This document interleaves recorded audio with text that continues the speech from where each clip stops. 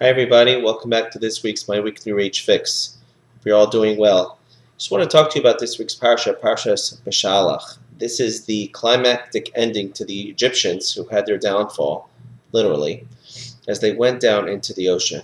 And our sages tell us that once they sunk, they were churned over, they went back to the top, they came back down, and Hashem prolonged their suffering.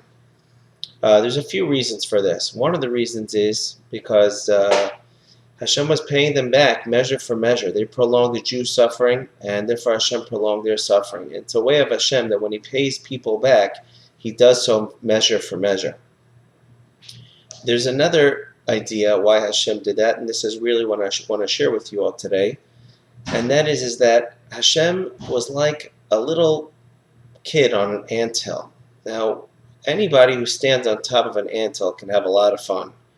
He could completely ruin the entranceway, the exit way. He can pour water down the hole. He can do it, or he can pour acid down there, raid. He can have a lot of fun.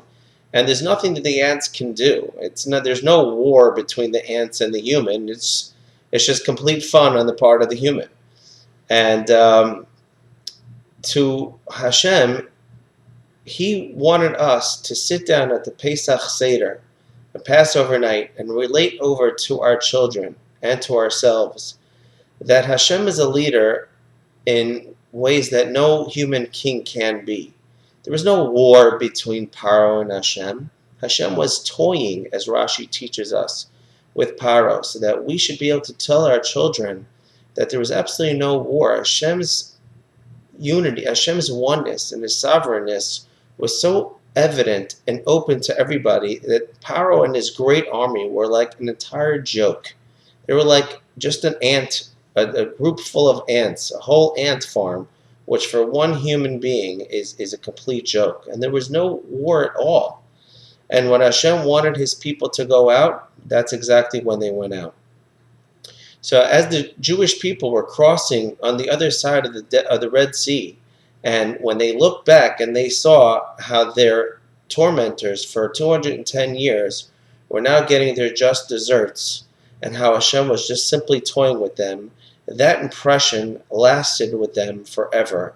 So much so that is the fabric of every Jewish person as we sit down to that Seder on Pesach night. That is what each person feels over there. And that's what every father should give over to their children. Hashem's greatness cannot be described in any words, but at least that impression is what was left with the Jewish people. That night remained for them as etched into their very being, their very fibers, their very souls, and the fabric of every single Jewish person. Have a great Shabbos, everybody. Talk to you next week.